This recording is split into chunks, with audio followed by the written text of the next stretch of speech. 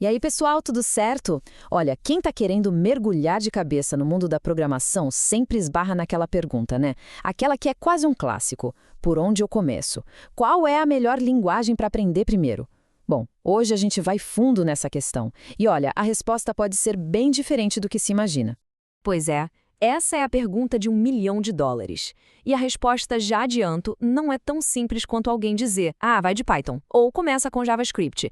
Na verdade, para a gente achar o caminho certo, a gente precisa dar um passo para trás. É preciso entender como um computador funciona de verdade, lá nas entranhas. Então, para a gente conseguir responder essa pergunta, vamos pensar no seguinte. A tecnologia é como se fosse um bolo de várias camadas, uma pirâmide. O programa que a gente usa no dia a dia, tipo um navegador ou um app, é só a cereja do bolo, a pontinha lá em cima. E é entendendo o que tem por baixo, em cada uma dessas camadas, que a gente vai encontrar a nossa resposta. Olha só que doideira como tudo vai se empilhando. Lá na base de tudo, mas tudo mesmo, a gente tem eletricidade, pura física.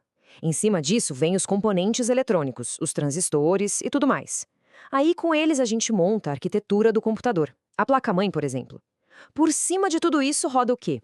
O sistema operacional, Windows, Linux, macOS. E não para por aí. Acima dele ainda podem ter outros programas, tipo uma máquina virtual do Java. E só lá no topo, bem no topo mesmo, está o nosso código. O que a gente escreve é só a última camadinha dessa estrutura gigantesca. E é aí que mora o perigo para quem está começando. Pensa só, a pessoa escreve o primeiro Hello World e nada, não funciona. Aí vem a dúvida cruel. O erro está no meu código, que eu acabei de escrever, ou está em alguma dessas outras 1000 camadas que estão rodando por baixo? É uma complexidade que, vamos ser sinceros, pode ser muito, mas muito frustrante. Desmotiva mesmo. Ok, e é justamente por causa dessa confusão toda, dessa pilha de camadas, que a sugestão que a gente traz hoje é, bem, surpreendente. A ideia não é pegar uma linguagem que roda lá no topo de tudo isso, não. O caminho proposto é outro, completamente diferente. Pois é, a sugestão é começar a aprender programação com Arduino. Eu sei, parece estranho, né? A gente pensa em Arduino e vem na cabeça robô, luzinha piscando, eletrônica e não desenvolvimento de software para web ou para celular. Mas, se a gente pensar de novo naquela nossa pirâmide de camadas, essa ideia começa a fazer um sentido danado. A grande sacada, a mágica do Arduino para quem está aprendendo, é exatamente a simplicidade. Ele basicamente elimina a maior parte daquela complexidade toda que a gente viu. Ele limpa o terreno, sabe? E aí a pessoa consegue focar no que realmente importa no começo. A lógica de programação e o código em si. Olha só essa comparação. Aqui fica tudo preto no branco. Num programa normal, em Java ou Python, por exemplo, a gente tem um monte de camadas. Sistema operacional, máquina virtual, é aquela pilha toda. Agora, olha o Arduino. São pouquíssimas camadas. É basicamente o seu código e o circuito. E o resultado disso? O diagnóstico de erro fica muito, mas muito mais direto. O programa está rodando ali colado no hardware. E aqui a gente detalha melhor essa vantagem. Com o Arduino, não tem um sistema operacional complexo no meio do caminho. Não tem máquina virtual, não tem interpretador. O programa executa direto no hardware. Isso simplifica a vida de um jeito absurdo. Porque se alguma coisa der errado, só existem duas possibilidades. Ou o problema está no código que foi escrito, ou está no circuito que foi montado. Acabou. Fica infinitamente mais fácil de achar o erro e aprender com ele.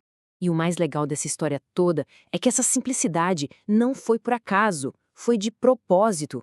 O Arduino nasceu lá na Itália e ele não foi criado para engenheiros, não. Ele foi feito para artistas e designers.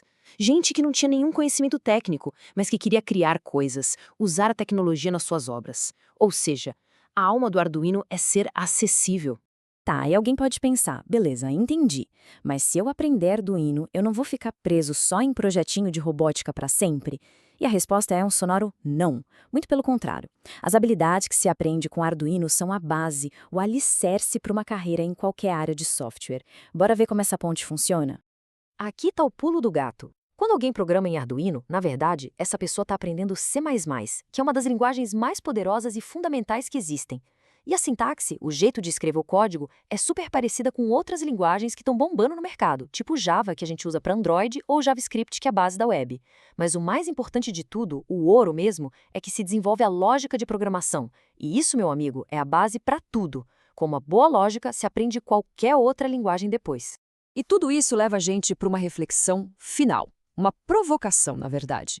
Será que, na nossa ânsia de simplificar o aprendizado de software, criando linguagens cada vez mais distantes da máquina, a gente não acabou, sem querer, tornando tudo mais confuso para quem começa? Fica aí a pergunta para a gente pensar. E se o melhor caminho para dominar o software fosse, ironicamente, começar entendendo o hardware, sentindo ele nas mãos?